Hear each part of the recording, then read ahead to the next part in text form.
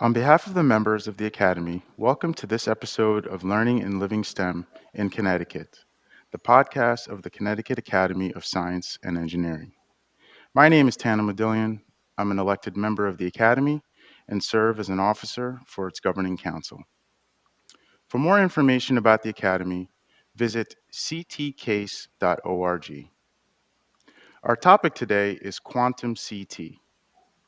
Here to discuss what we should know about it and what is happening in Connecticut is Vice President of Research, Innovation, and Entrepreneurship, Board of Trustees Distinguished Professor, University of Connecticut, Pamir Alpay, and Vice Provost for Research, William Ziegler III, Professor of Neuroscience and Professor of Ophthalmology and Visual Science, Yale University, Michael Crair. Pamir is also a member of the Academy. Welcome, Pamir and Michael.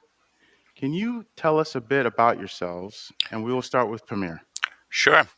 Delighted to be with you, Tan, and with Case. I'm a faculty member at UConn for 25 years. I'm a material scientist by training, and over the last 25 years, I've had the pleasure of working in different administrative capabilities. In the last 3 years, I've been appointed as the Vice President for Research, Innovation, and Entrepreneurship for the university, and delighted to be here with you and the Case audience. Hi, Tan. It's Mike Crair. It's wonderful to meet you. I'm very, very happy to tell our audience in Connecticut about QuantumCT. I'm actually a physicist by training. My PhD is in physics. I'm a neuroscientist by practice. I'm a faculty member in the Department of Neuroscience, and so I have a laboratory that studies brain development. In the context of QuantumCT, though, like Pamir, I'm Vice Provost for Research, and so the Senior Research Officer at Yale University, as Pamir is a Senior Research Officer at UConn. So we have parallel roles at our respective institutions. Fantastic. It's a pleasure to speak with you both and to learn a lot more about QuantumCT today. So let's just get right into it. So what is QuantumCT? Let me get started, Tan, and then Mike, please help me out with this. Okay, QuantumCT is a wonderful collaboration that started off 2+ years ago when NSF put together a regional innovation engine effort towards socioeconomic growth through science and technology investment.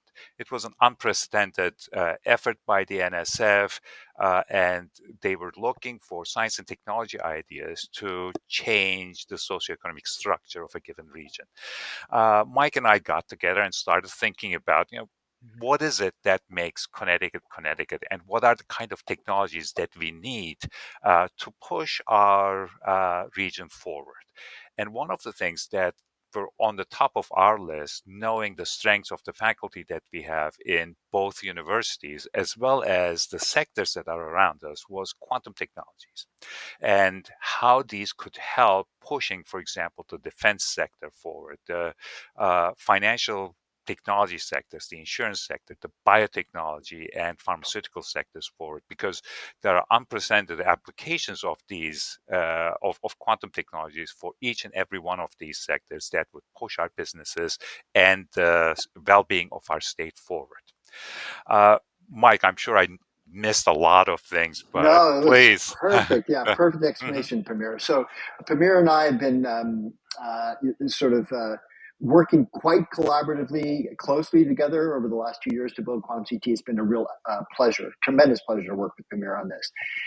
And the way he described it is exactly right. NSF has traditionally been a funder of fundamental research. It doesn't typically fund a lot of efforts in direct translation of that research, but NSF realizes that in order for its funding to have an impact on society, it wants to make sure that whatever discoveries happen in academic laboratories result in products, services, goods for society. And so their regional innovation engine is an opportunity or effort on their part to identify academic discoveries that can translate into goods and services for society around certain scientific ideas and regions of innovation. So they're looking for lifting up the economic well-being of a region through the translation of academic discoveries into services and goods for society in partnership with commercial partners or businesses, and in partnership with state or local governments. And that's exactly what QuantumCT is, as Pamir described, using quantum technologies, identifying quantum technologies, and translating those quantum technologies into applications for society, commercial, etc. Okay. Very So, interesting. Go so, ahead, Pamir. so Tan, as we were building this out with Mike, and we applied for a development grant that was 2+ years ago. And through that development grant, we established the QuantumCT entity as an organization that will start thinking about all of these ideas and add to it workforce development in quantum technologies, innovation, entrepreneurship, and also community engagement across the state. We picked up the state as a huge partner in this effort. DCD came in, the Department of Economic and Community Development. Dan O'Keefe, the commissioner, has been an amazing partner who was intrigued by it at first and is fully behind this effort. And then the governor came in. And right now we have both Yale, UConn, and the state with all its entities working together to get QuantumCT off the ground. So there has been a lot of excitement around this, not just from the two universities, but through its implications by the state and the industry around us. Okay. Okay. So yeah, so it's a huge collaborative effort that's Connecticut wide, but could also have potential ramifications nationally as Correct. well, Correct. right? Absolutely. Yeah. So yeah, no, that's fantastic. Glad we're at the starting line, and we're in the race moving forward for Connecticut. So just to ground some of our listeners, like what are quantum technologies and how do they differ from artificial intelligence? Let me take the quantum part first. Okay. And then I'm going to defer to Mike for artificial intelligence, if you don't mind, Mike. No. Um, so, when you look at the world around us, all right, so it's it's governed by classical mechanics, right? And when you look at really, really small particles like atoms and electrons and neutrons, subatomic particles, and the atoms themselves, they're governed by quantum mechanics. So how do you differentiate between these? Classical mechanics deals with certainties. Quantum mechanics deals with probabilities, essentially. Okay, so just to give an example, if I were to stand in front of a wall that's fairly thick and fairly high, and I'm surrounded by this wall, there is zero chance for me escaping that if I can't jump across the wall or if I can't break through the wall.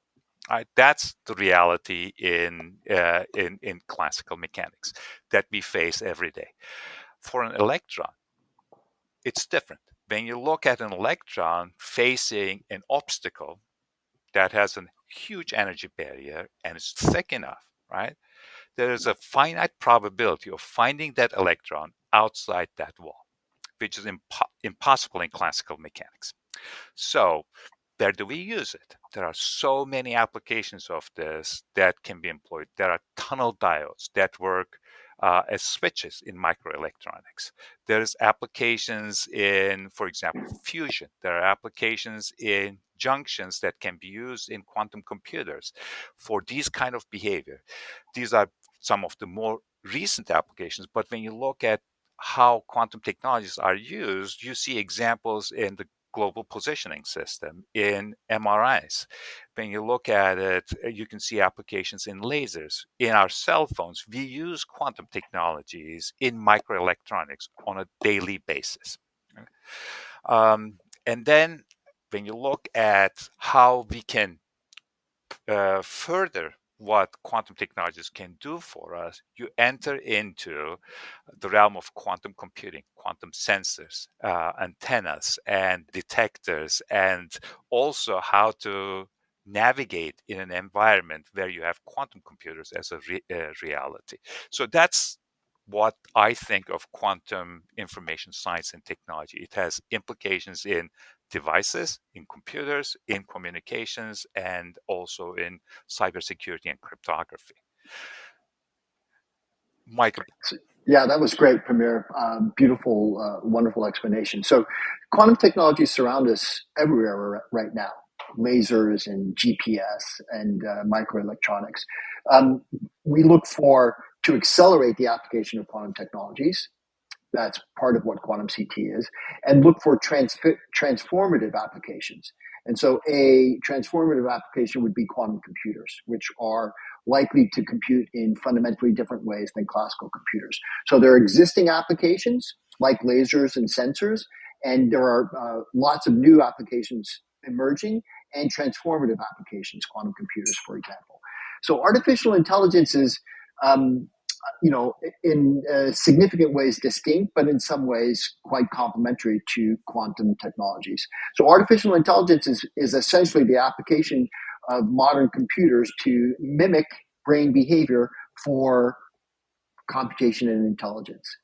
And so it uses artificial intelligence, use classical computers to do computations and make predictions about the world using similar dynamics and structure of our brain. So it's quite distinct from what a quantum computer is or quantum technologies, but we think, and the evidence suggests that there are potentially very synergistic interactions between artificial intelligence and quantum computers. So quantum computers can do things in complementary to what artificial intelligence applications are about, and potentially have a quite transformative new applications marrying artificial intelligence with quantum computers. Okay, that's that's a great description of what it is. So if I'm the average resident of Connecticut, like, why should I care about this? Like, what is it going to mean for me as the average resident? So I'll give it a little start, and then I'll ask Pamir to help. Okay. So there have been several significant transformative technological changes over the course of the last 150 years. I would say, the invention of the steam engine, the invention of light, microelectronics, computers. I think quantum technology, in particular, the emergence of quantum computers in the quantum technology realm, has the potential of having a similar transformative effect on society. The technology, the applications that are possible with quantum computers are quite, they're a real step function above what existing technologies can do. So that's why our average citizen should be interested, aware of, and looking for the future, and sort of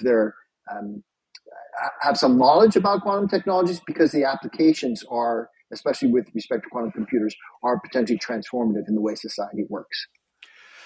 And let me add to that one, Tan. Mike, that's a beautiful description in terms of the stepwise change. And why would that be a stepwise change? It stems from the behavior of how computers work now, right? So they essentially work on transistors that are either 0 or 1. Right, so you're looking at switches either on and off, through which you build a language, a logical language that helps translating our commands to the hardware. Okay, so it's based on switches being on and off, through which you construct a language for the computer.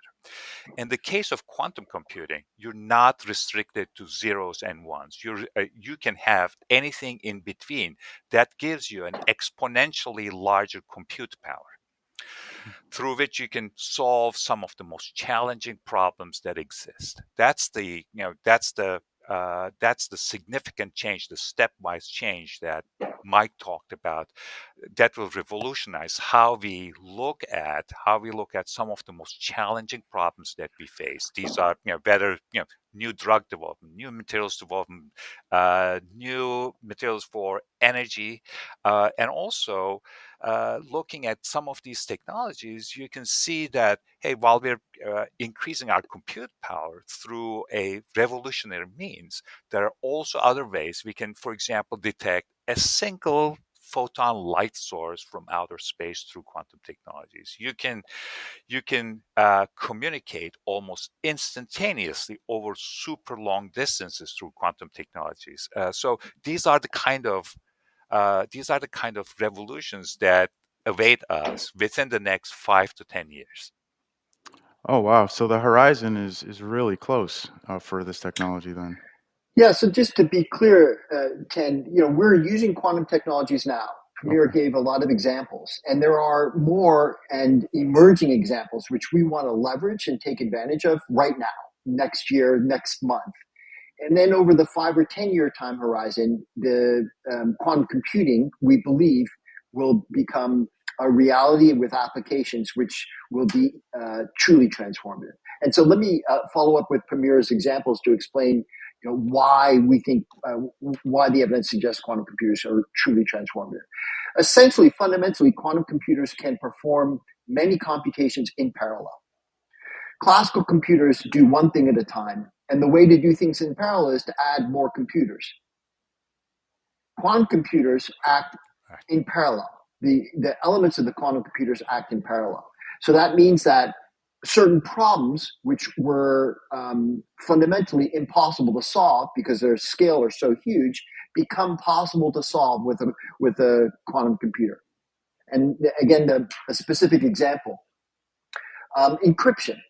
So a classical encryption technique, RSA, uses the fact that large numbers are very difficult to find the primes of. So you can get a 16 or 18 digit number, and to identify the primes of that number is actually very difficult. It's an exponentially long time to identify the primes that when you multiply them together, it gives you that big number.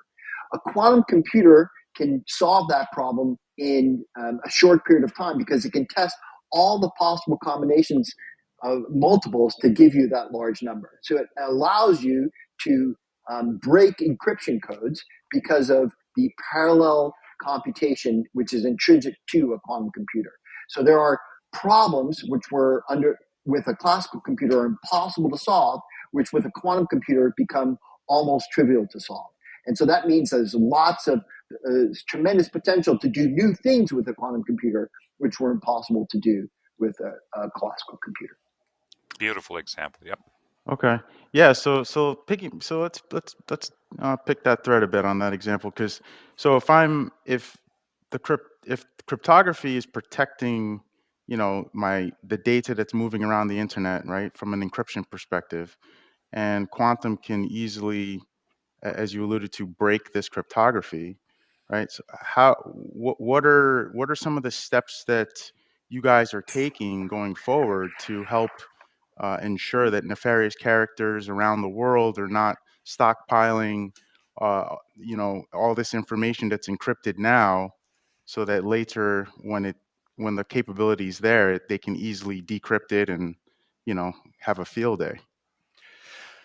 So one of the ideas, as we were presenting quantum computing and other technologies that to the companies around us, that came up as a feedback from a partner in the financial sector, saying, okay, how do we keep things safe Mhm. in the era of quantum computing?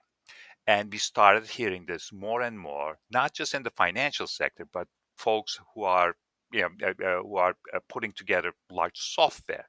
Okay? Folks that are in the insurance sector that have the obligation to keep the data safe. And there's an area of research in computer science and engineering in cryptography that deals specifically with encryption in the quantum age. There are several projects that QuantumCT is now running as pilot projects that has our faculty at UConn and Yale working together with these companies to find solutions towards cryptography, or keeping things safe, cybersecurity, when facing a quantum computer. Okay. So Okay. you can be sure the Defense Department and large Sure.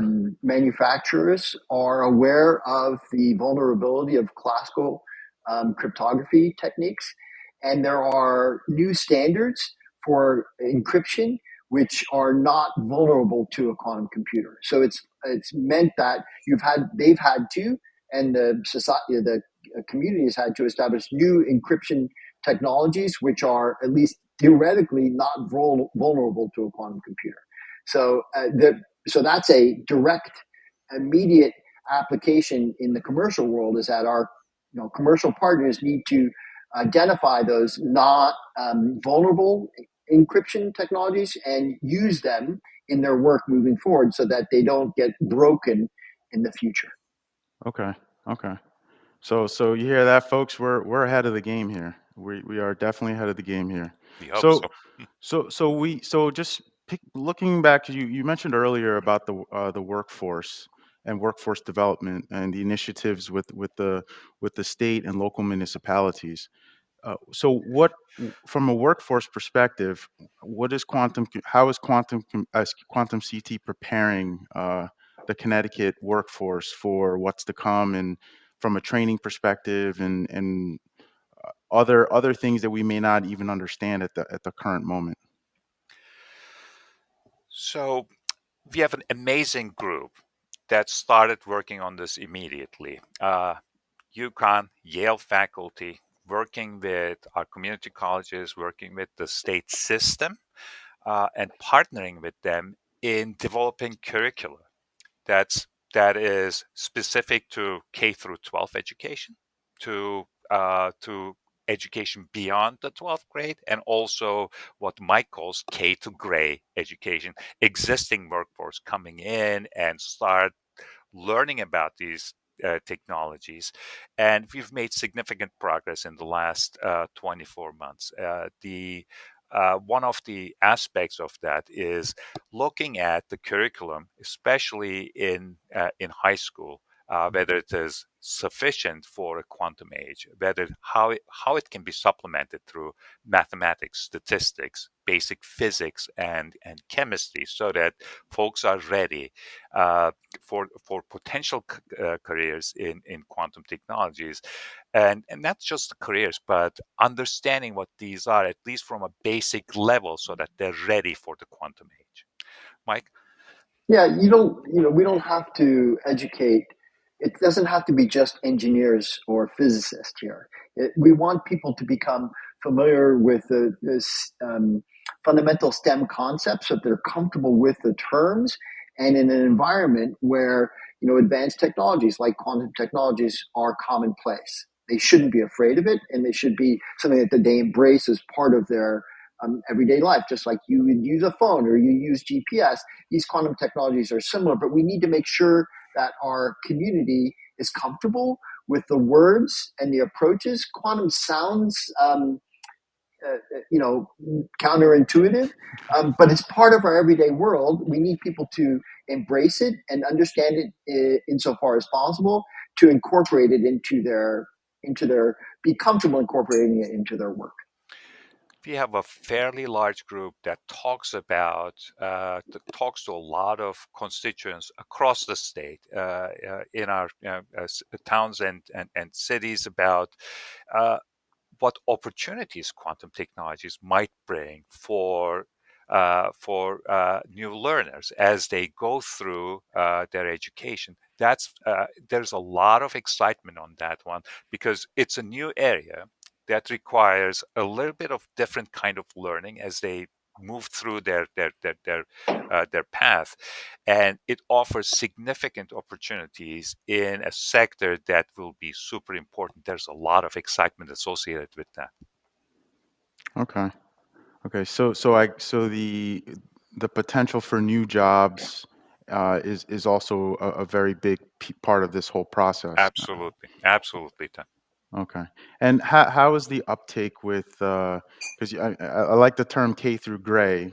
how's the uptake with the folks that are already established and potentially need to reestablish themselves, so to speak, for this forthcoming horizon of quantum?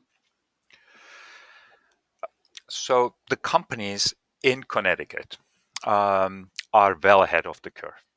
So when we look at our national security sector, the defense sector, the companies that we have around us, the companies in the financial technology sector, insurance and biotech and pharmaceuticals, they are aware of what's coming, and there has been a significant demand in providing the necessary education for existing workforce.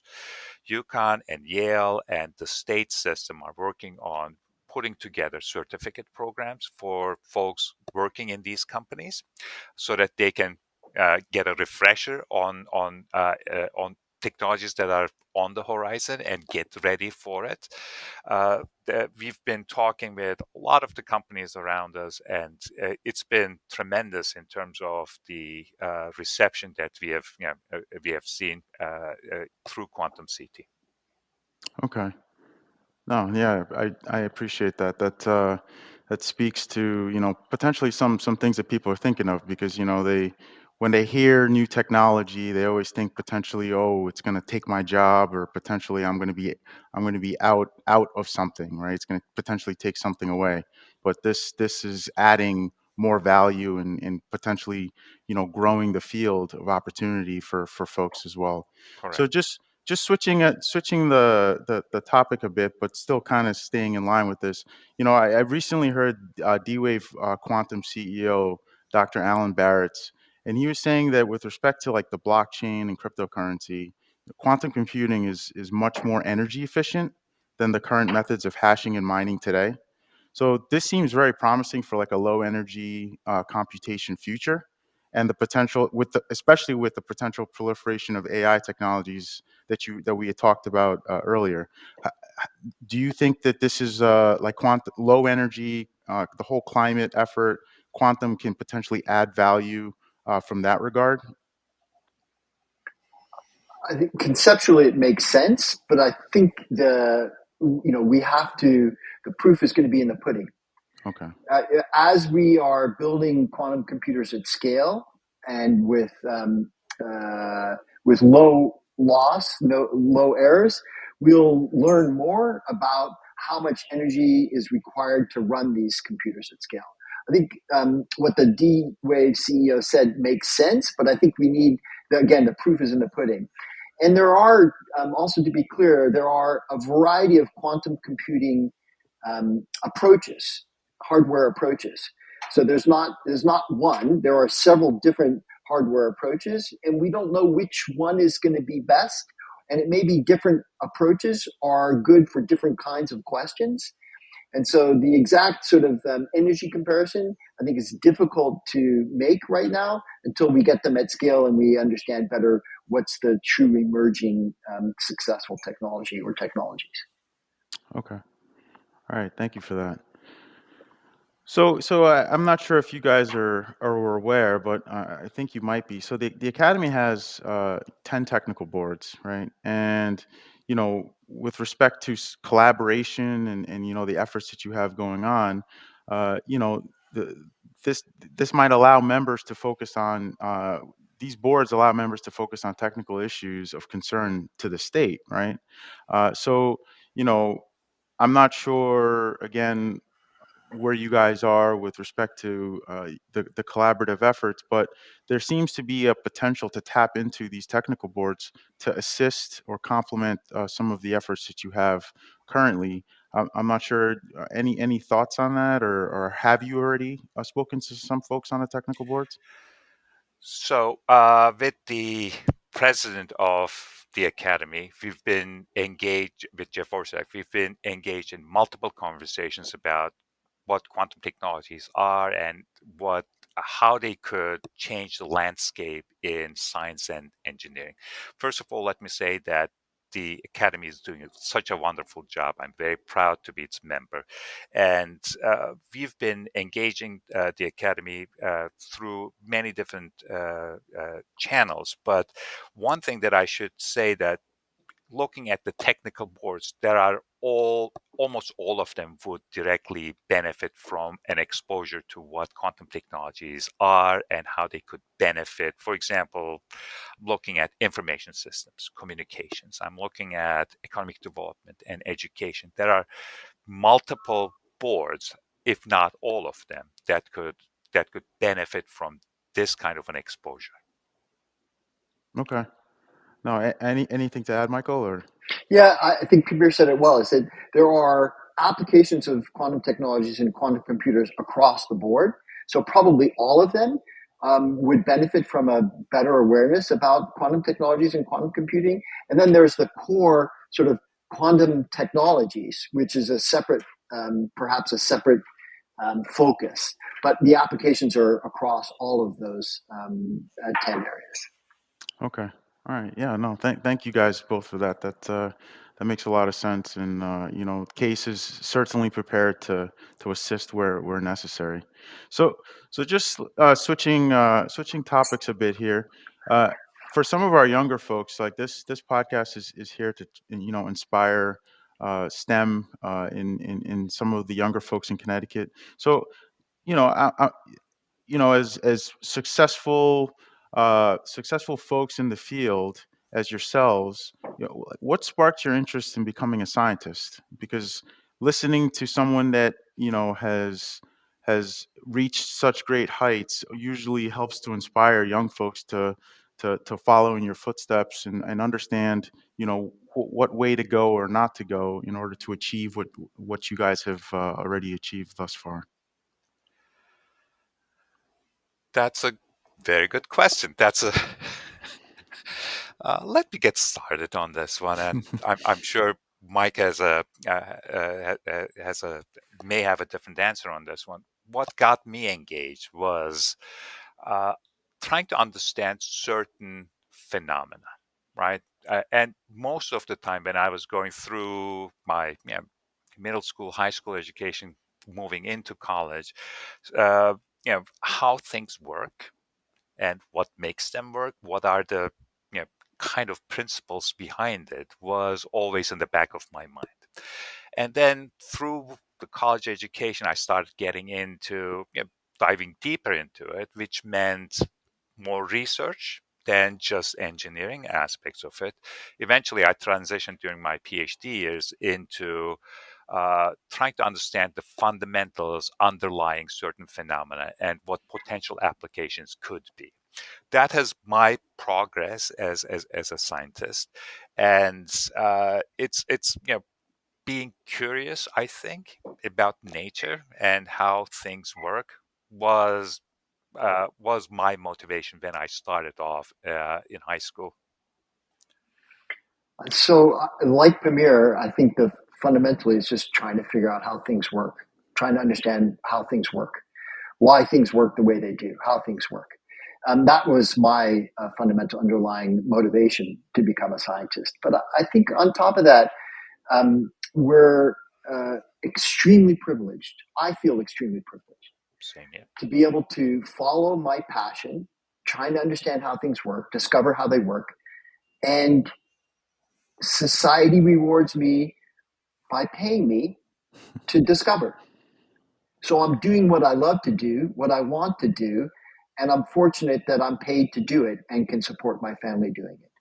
That's a wonderful, wonderful privilege to be able to do what I love to do, discover, and be paid to do it. And so it's following my passion, trying to understand how things work, and I'm fortunate that I'm actually paid to do so. So very well said. Yeah. Yeah, Yep. very well said. Very well said. Yeah, I mean, that's fantastic. Just rounding this all out. So what's next for Quantum CT? What's in the hopper for you guys? So, Premier, I'm gonna give this a shot. I just want to point out a pretty unique position that we're in the state of Connecticut. We have a wonderful university, the University of Connecticut, with a great training of scientists and engineers, and another university, Yale, which is also outstanding, working together to build a community around a academic topic of great national interest and impact in collaboration with the state of Connecticut. Its potential to transform Connecticut and actually the nation and the world. And there is I like to point out there's a precedent for something like this, and forgive me if it sounds empty, but it's not. There was a little company called Apple, which was founded by two Steves, Steve Wozniak and Steve Jobs, in the Bay Area. Steve Wozniak is a UC Berkeley engineer. Berkeley. Berkeley, wonderful state school. Steve Jobs is typically associated with Stanford, although he didn't actually get a degree from Stanford, but he's typically associated with Stanford. They both benefited from the public-private partnership, a great state school, a great private school that birthed Silicon Valley and gave rise to Apple's and many other companies. I think we have that opportunity here in Connecticut between UConn and Yale to give birth to a whole transformative new enterprise or a new industry around quantum technologies and quantum computing. And this collaboration between Yale and UConn, I think, this QuantumCT collaboration is an important step in that pathway, and we're getting wonderful support from the state of Connecticut to do it. It's great to be in a state where the leadership recognizes the importance of the collaboration between UConn and Yale and the role the state can have to facilitate that collaboration in this QuantumCT effort. That's so beautifully said, Mike. And I also, echo the shout out to our governor, who's been behind this from the get-go, and the commissioner of the ECD, Dan O'Keefe, who's been a wonderful supporter himself. So that's the kind of environment that we want to create here in the state, through which we see development, economic development through science and technology. No, that's so well said, and a great analogy to Apple. I mean, Beautiful. it perfectly makes sense, and brings everything full circle to show that Connecticut is ripe for this to burst onto the scene here. So let's make it happen. Let's definitely make it happen. So, on behalf of all of us living in Connecticut and others tuning in from other states, thank you, Pamir and Michael, for sharing information about QuantumCT. You've given us a lot to think about.